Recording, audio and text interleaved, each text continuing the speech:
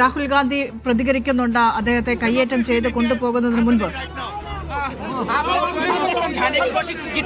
Democracy in India is happening right now. Democracy in India is happening right now. Democracy in India is happening right now. Democracy in India is happening right now. Democracy in India is ജനാധിപത്യം എവിടെ ലംഘിക്കപ്പെടുന്നോ അവിടെ ചോദ്യങ്ങൾ ഉയരണമെന്ന് പറഞ്ഞു വെക്കുന്നുണ്ട് രാഹുൽ ഗാന്ധി. തൗഫീഖ് അസ്ലം കൂടി ചേരുന്നുണ്ട്. നമുക്ക് തൗഫീഖ് അസ്ലത്തിലേക്ക് കൂടെ പോകാം. തൗഫീഖ്, ഏറ്റവും ഒടുവിൽ കൂട്ടിച്ചേർക്കാൻ കഴിയുന്ന വിവരങ്ങൾ എന്താണ്?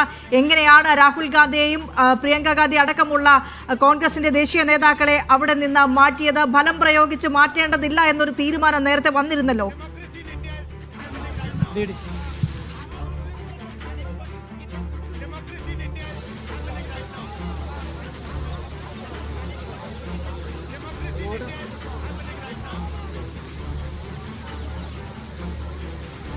രാഹുൽ ഗാന്ധിയെ സമരവേദിയിൽ നിന്ന് കൊണ്ടുപോകാൻ പോലീസ് ശ്രമിക്കുന്നതിന്റെ അല്പസമയം മുമ്പത്തെ ദൃശ്യങ്ങളാണ് നമ്മൾ കാണുന്നത്. ഈ കാണുന്ന ഔദ്യോഗിക വസതിക്ക് പിന്നിൽ കോൺഗ്രസ് പ്രവർത്തകർ പ്രതിഷേധിച്ചത് രാഹുൽ ഗാന്ധിയുടെയും പ്രിയങ്ക ഗാന്ധിയുടെയും മല്ലികാർജ്ജുൻ ഖാർഗെയുടെയും എല്ലാം നേതൃത്വത്തിലായിരുന്നു. 3 മണിക്ക് ആരംഭിച്ച ആ പ്രതിഷേധം ഇപ്പോൾ 7 മണി വരെയാണ് ആ പ്രതിഷേധം തുടർന്നത്. ആദ്യഘട്ടത്തിൽ രാഹുൽ ഗാന്ധി ഉൾപ്പെടെയുള്ള ആളുകളെ ബലം പ്രയോഗിച്ച് നീൽക്കേണ്ട എന്നുള്ളൊരു നിർദ്ദേശം ആഭ്യന്തര മന്ത്രാലയത്തിൽ നിന്ന് പോലീസിന് ലഭിച്ചിരുന്നു. എന്നാൽ ഈ സമരം നീണ്ടുപോയതിനെ തുടർന്നാണ് അവരെ ബലം പ്രയോഗിച്ച് നീക്കാനുള്ളൊരു നിർദ്ദേശം ഡൽഹി പോലീസിന് ലഭിച്ചതെന്നാണ് നമ്മൾ മനസ്സിലാക്കുന്നത്. അതനുസരിച്ചാണ് റാപ്പിഡ് ആക്ഷൻ ഫോഴ്സിനെ ഉൾപ്പെടെ ഈ സ്ഥലത്തേക്ക് എത്തിച്ചുകൊണ്ട് രാഹുൽ ഗാന്ധിയെയും പ്രിയങ്ക ഗാന്ധിയെയും എല്ലാം ബലം പ്രയോഗിച്ചുകൊണ്ട് ഇവിടെ നിന്ന് നീക്കം ചെയ്തത്. നമ്മൾ ആ ദൃശ്യങ്ങൾ കണ്ടതാണ്. രാഹുൽ ഗാന്ധിയെ നിലത്തൂടെ വലിച്ചിഴച്ചാണ് ആ ബസ്സിലേക്ക് കയറ്റിയത്. ഇതിനു മുമ്പ് കേരളത്തിൽ നിന്നുള്ള എംപിമാർ ഉൾപ്പെടെ സമാനമായ രീതിയിൽ ഇവിടെ നിന്ന് മാറ്റുകയും ചെയ്തിരുന്നു. കനത്ത പ്രതിഷേധമാണ് കോൺഗ്രസിന്റെ ഭാഗത്തു നിന്നുകൊണ്ട് ഈ വൈകുന്നേരം ഡൽഹിയിൽ ഉണ്ടായത്. ഇന്നലെ നമ്മൾ CJPയുടെ പ്രതിഷേധം കണ്ടിരുന്നു.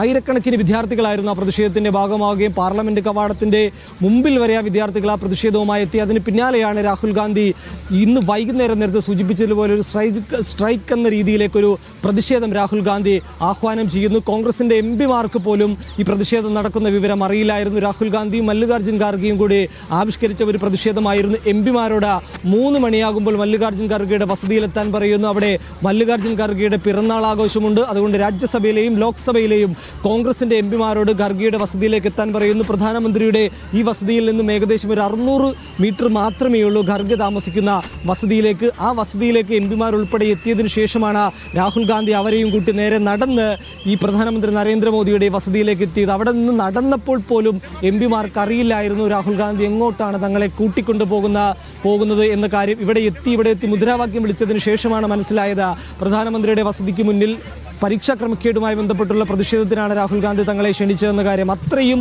രഹസ്യമായി സൂക്ഷിച്ചുകൊണ്ടാണ് ഈ ഒരു പ്രതിഷേധം രാഹുൽ ഗാന്ധിയും കോൺഗ്രസും മല്ലികാർജ്ജുൻ ഖാർഗെയും പ്രധാനമന്ത്രിയുടെ വസതിയിൽ സംഘടിപ്പിച്ചത്. കാരണം ഇതിന്റെ ഒരു വിവരം പുറത്തു പോവുകയാണെങ്കിൽ അവർക്ക് ഈ പ്രതിഷേധം ഇതുപോലെ നടത്താൻ സാധിക്കില്ല. പ്രധാനമന്ത്രിയുടെ വസതിയാണ്, വലിയ സുരക്ഷാ മേഖലയാണ്, സുരക്ഷാ ക്രമീകരണങ്ങൾ 24 മണിക്കൂറും പ്രവർത്തിക്കുന്ന സ്ഥലമാണ്, അതീവ സുരക്ഷാ മേഖലയാണ്. അവിടെയാണ് 4 മണിക്കൂറോളം കോൺഗ്രസ് പ്രതിഷേധിച്ചത്. രാഹുൽ ഗാന്ധിയുടെയും മല്ലികാർജ്ജുൻ ഖാർഗെയുടെയും പ്രിയങ്ക ഗാന്ധിയുടെയും എല്ലാം നേതൃത്വത്തിൽ 4 മണിക്കൂർ കോൺഗ്രസ് ഈ പ്രധാനമന്ത്രിയുടെ വസതിക്ക് മുന്നിൽ പ്രതിഷേധിച്ചു എന്നുള്ളത് തന്നെ വലിയ കാര്യമാണ്.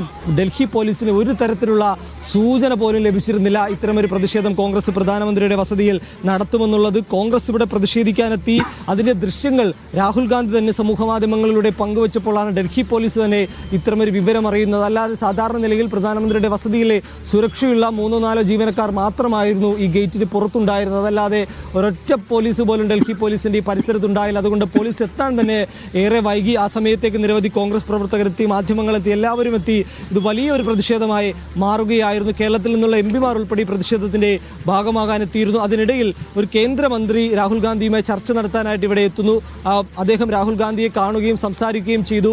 നമുക്ക് ചർച്ച ചെയ്യാം, നിലവിൽ നിങ്ങൾ പ്രധാനമന്ത്രിയുടെ വസതിയിൽ നിന്നും ഈ പ്രതിഷേധം അവസാനിച്ച് മടങ്ങിപ്പോകണമെന്ന് മന്ത്രി രാഹുൽ ഗാന്ധിയോട് ആവശ്യപ്പെട്ടു. എന്നാൽ രാഹുൽ ഗാന്ധി അത് തള്ളിക്കളയുന്നു. പ്രധാനമന്ത്രയും അതോടൊപ്പം തന്നെ വിദ്യാഭ്യാസ മന്ത്രി ധർമ്മേന്ദ്ര പ്രധാന്റെയും രാജിയാണ് തങ്ങൾ നിരന്തരം ആവശ്യപ്പെട്ടുകൊണ്ടിരിക്കുന്നത്. ധർമ്മേന്ദ്ര പ്രധാൻ അടിയന്തരമായി രാജിവെക്കണം, അതല്ലാതെ തങ്ങൾ ഒരു അടി പോലും പ്രധാനമന്ത്രിയുടെ ഈ ഗേറ്റിന് പുറത്തുനിന്നും മാറില്ല എന്ന് രാഹുൽ ഗാന്ധി കേന്ദ്രമന്ത്രിയോട് പറഞ്ഞു. കേന്ദ്രമന്ത്രി അത് കേട്ടപാടെ അദ്ദേഹത്തിന് വാഹനത്തിൽ കയറി മടങ്ങിപ്പോവുകയായിരുന്നു. പിന്നീട് 1.5 മണിക്കൂർ കഴിഞ്ഞാണ് റാപ്പിഡ് ആക്ഷൻ ഫോഴ്സ് ഈ വസതിക്ക് മുന്നിലേക്ക് എത്തുന്നത്. പിന്നീട് ഒരു 15 മിനിറ്റിന് ശേഷം നേതാക്കളെ ഓരോരുത്തരായി ഈ വാഹനത്തിലേക്ക് ബലം പ്രയോഗിച്ച് കയറ്റി. ആദ്യം KC വേണുഗോപാലിനെ വലിയ രീതിയിൽ അദ്ദേഹത്തെ മർദ്ദിച്ചു. അദ്ദേഹം തന്നെ മാധ്യമങ്ങളോട് സംസാരിക്കാൻ പോലും അദ്ദേഹത്തിന് സാധിക്കുന്നില്ലായിരുന്നു. അദ്ദേഹത്തിന് വെള്ളം കൊടുക്കാൻ പോലും ഡൽഹി പോലീസ് സമ്മതിച്ചില്ല എന്ന് പിന്നീട് കോൺഗ്രസ് പ്രവർത്തകർ ആരോപിക്കുന്നുണ്ടായിരുന്നു. ശ്വാസം പോലും KC വേണുഗോപാൽക്ക് ലഭിക്കുന്നുണ്ടായിരുന്നില്ല. അത്രയും അദ്ദേഹത്തെ ബലം പ്രയോഗിച്ച് റോഡിലൂടെ വലിച്ചിഴച്ചാണ് വാഹനത്തിലേക്ക് കയറ്റാനായിട്ട് ഡൽഹി പോലീസ് ശ്രമിച്ചത്. രാഹുൽ ഗാന്ധിയും സമാനമായ രീതിയിൽ കൊണ്ടുപോയി.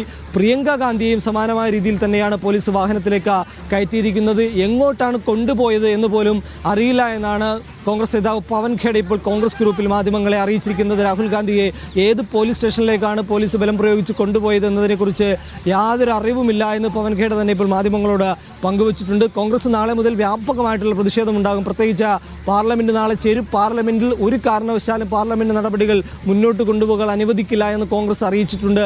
നീറ്റ് വിഷയത്തിൽ ചർച്ച വേണം.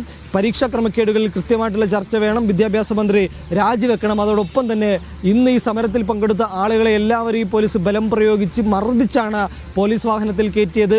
അതിനെതിരെ കർശനമായിട്ടുള്ള നടപടി വേണമെന്നുള്ള കാര്യം കൂടി നാളെ സഭയിൽ ഉന്നയിക്കാനായിട്ടാണ് കോൺഗ്രസ് ഇപ്പോൾ തീരുമാനിച്ചിരിക്കുന്നത്. ഈ പ്രതിഷേധം മുന്നോട്ട് കൊണ്ടുപോകും. രാജ്യവ്യാപകമായിട്ട് കോൺഗ്രസ് പരീക്ഷാ ക്രമക്കേടുകൾക്കെതിരെ പ്രതിഷേധിക്കുന്നുണ്ട്. രാജ്യത്തിന്റെ വിവിധയിടങ്ങളിൽ വിദ്യാർത്ഥികളുമായി രാഹുൽ ഗാന്ധി സംവദിക്കുന്നുണ്ട്. അതിനിടയിലാണ് ഇത്തരമൊരു പ്രതിഷേധം ഇപ്പോൾ പ്രധാനമന്ത്രിയുടെ വസതിക്ക് മുന്നിൽ ഉണ്ടായി.